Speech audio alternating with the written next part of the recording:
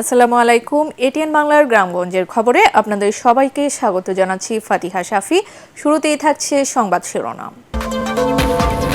দল ও ধর্মের ভিত্তিতে আর জাতিকে বিভক্ত করতে দেয়া হবে না। গাজীপুরে ছাত্র আন্দোলনে শহীদ পরিবারের সঙ্গে মতবিনিময় সভায় জামায়াতের আমির।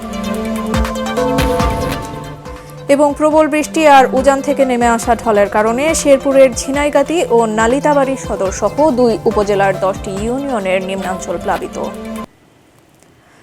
শুনছিলেন শিরোনাম, এবারে বিস্তারিত। দল ও ধর্মের ভিত্তিতে আর জাতিকে বিভক্ত করতে দেওয়া হবে না বলে মন্তব্য করেছেন জামায়াতের আমির ডাক্তার শফিকুর রহমান।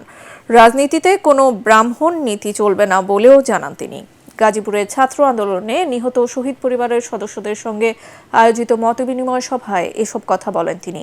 বিচার বিভাগ স্বাধীন থাকতে হবে উল্লেখ করে তিনি বলেন, সাক্ষী প্রমাণের ভিত্তিতে বিচার হতে হবে সঠিক। সংগঠনের কেন্দ্রীয় নির্বাহী পরিষদ সদস্য অধ্যক্ষ ইজ্জত উল্লাহ ও গাজীপুর মহানগর জামায়াতের আমির অধ্যাপক মোহাম্মদ জামাল উদ্দিন সহ অন্যান্য নেতারা সভায় বক্তব্য রাখেন।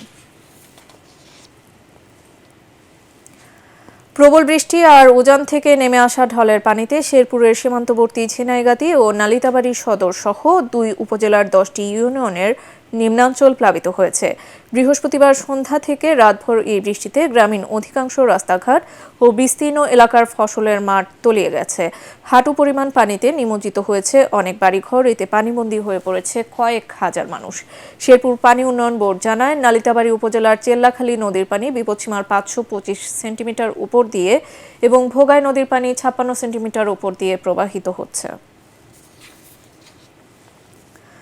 সরকারি অনুমোদনের পর থেকে বেনাপোল বন্দর দিয়ে গত এক সপ্তাহে 369 মেট্রিক টন 300 কেজি ইলিশ ভারতে রপ্তানি হয়েছে।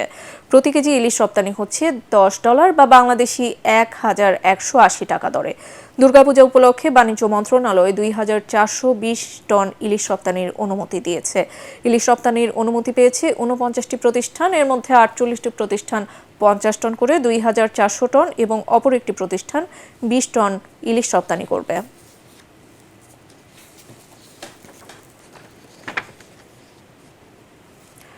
কিশোরগঞ্জের মন্দিরে প্রতিমা ভাঙচুরের ঘটনায় জড়িতদের খুঁজে বের করে আইনের আওতায় আনা হবে। এ বিষয়ে কোনো ছাড় দেওয়া হবে না বলে জানিয়েছেন ঢাকা রেঞ্জের অতিরিক্ত ডিআইজি মাশরুকুর রহমান খালেদ। দুপুরে জেলা শহরের 32 এলাকায় গোপীনাথ জিউর আকরা মন্দির পরিদর্শন শেষে তিনি একথা জানান।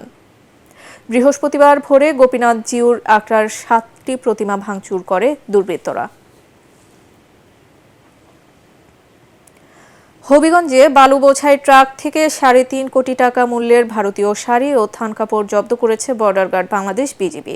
বিজিবি জানায়, গোপন সংবাদের ভিত্তিতে 55 বিজিবির একটি দল ঢাকা সিলেট মহাসড়কের মাধবপুর উপজেলার জগদীশপুর মুক্তিযোদ্ধা চত্বরে বালু বোঝাই একটি ট্রাক আটক করে। পরে ট্রাকের বালুর নিচে লুকিয়ে রাখা ভারতীয় 1900 পিস শাড়ি, 20,741 মেট্রিক থান কাপড় ও 10,882টি ক্লোভ জি ক্রিম উদ্ধার করা হয়। এ সময় চোরাকারবারিরা পালিয়ে যায়। স্কুল অব এডুকেশন বাংলাদেশ উন্মুক্ত বিশ্ববিদ্যালয়ের এমএড 2024-2025 শিক্ষাবর্ষের প্রথম সেমিস্টারে ভর্তিকৃত শিক্ষার্থীদের ওরিয়েন্টেশন প্রোগ্রাম বগুড়া পল্লী উন্নয়ন একাডেমিতে অনুষ্ঠিত হয়েছে। এতে প্রধান অতিথি ছিলেন বাংলাদেশ উন্মুক্ত বিশ্ববিদ্যালয়ের উপাচার্য অধ্যাপক ডক্টর ABM ওবায়দুল ইসলাম। অন্যান্যের মধ্যে বক্তব্য রাখেন উন্মুক্ত বিশ্ববিদ্যালয়ের ডিন অধ্যাপক ডক্টর লাভলি আক্তার ডলি ও বগুড়া পল্লী উন্নয়ন একাডেমির মহাপরিচালক আব্দুল মালেক। ওরিয়েন্টেশনে বগুড়া সহ বিভিন্ন জেলার 50 জন শিক্ষক শিক্ষিকা অংশ নেন।